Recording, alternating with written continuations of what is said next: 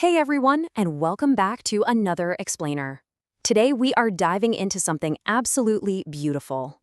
We're exploring the incredible, truly inspiring life and character of Fatimah. May Allah be pleased with her. Our focus today is pretty special. We're looking at exactly how the powerful legacy of her kindness and her resilience still speaks to us, how it continues to inspire young hearts today. Because honestly, her story offers some amazing historical lessons that just map perfectly onto our modern chaotic world. So let me ask you a question. What actually makes someone truly great? Think about it. In our modern world, we are just constantly bombarded with this massive obsession with status, right? Wealth, luxury, follower counts. Especially if you're younger, the pressure to look successful and acquire all these material things, it's intense. It's everywhere.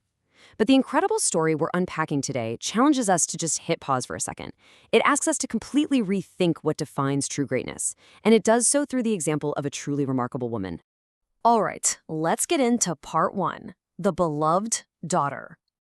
Now, Fatimah, may Allah be pleased with her, was among the most beloved people to the Prophet Muhammad, peace and blessings be upon him. That gave her a position of immense, incredible prestige. Yet despite that amazing lineage, she was known primarily for three core virtues: her faith, her patience, and her kindness.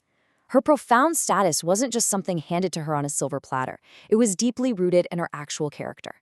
And this is a totally crucial takeaway for young minds today. Ultimately, who you are is defined by the internal virtues you cultivate, not just the background or family you come from. Which brings us to part two, simplicity over worldly luxury.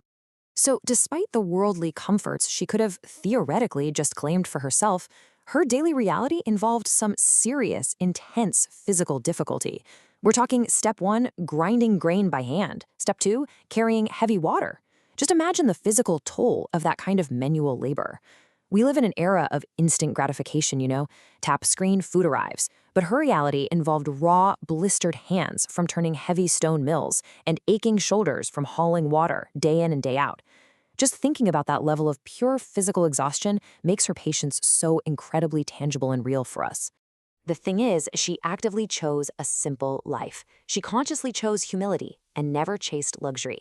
Despite her noble background and the total access to wealth she could have easily leveraged, she walked a path of deep, humble simplicity. It wasn't forced on her. It was a pure testament to her incredibly grounded character. Okay, part three, a treasure greater than wealth. Because of all that immense physical exhaustion we just talked about, you'd probably expect the solution to be a servant, right? Or some form of material ease to just help her out.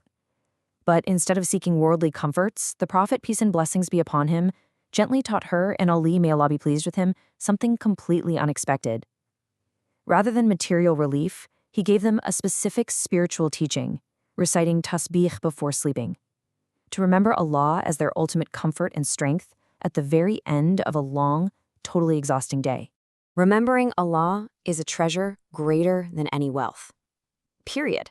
The physical exhaustion she felt was entirely real, literally bone deep. But this spiritual practice of tasbih was given as the ultimate enduring treasure. It nourished the soul in a way that physical rest or a pile of money just simply couldn't. For young hearts today, those feeling totally overwhelmed by the physical or mental exhaustion of modern life, this right here is a profound reminder of where true, lasting strength actually comes from. Moving on to part four, a heart full of mercy. Her heart was just so full of mercy. She constantly cared for the needy, and she gave absolutely whatever she could for the sake of Allah, always sharing food with poor families.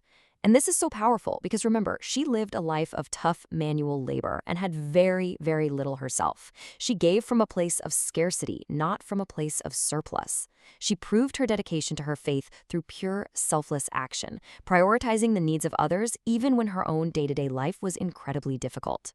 And honestly, it wasn't just the physical act of handing over a plate of food, it was how she gave it. She shared food with poor families while always smiling with pure sincerity. She didn't make people feel like they were a burden. For her, giving was an absolute joy.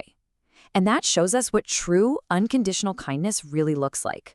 It's a kind of charity that protects the dignity of the person receiving it, proving that a warm, sincere smile can be just as nourishing as the food itself. Let's tie this all together in part five, true honor for young hearts. For young viewers trying to navigate a heavily materialistic world right now, Fatima, may Allah be pleased with her, teaches us that true greatness and true honor do not come from wealth or worldly status. No way. Honor is built on 4 pillars: faith, humility, patience, and generosity. Those are the actual cornerstones you need to focus on to build a truly successful life, regardless of what century you live in.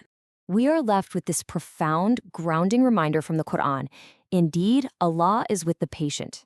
The ultimate reward for her incredible patience and the physical and emotional endurance she showed every single day without a single complaint is the divine companionship of the Creator.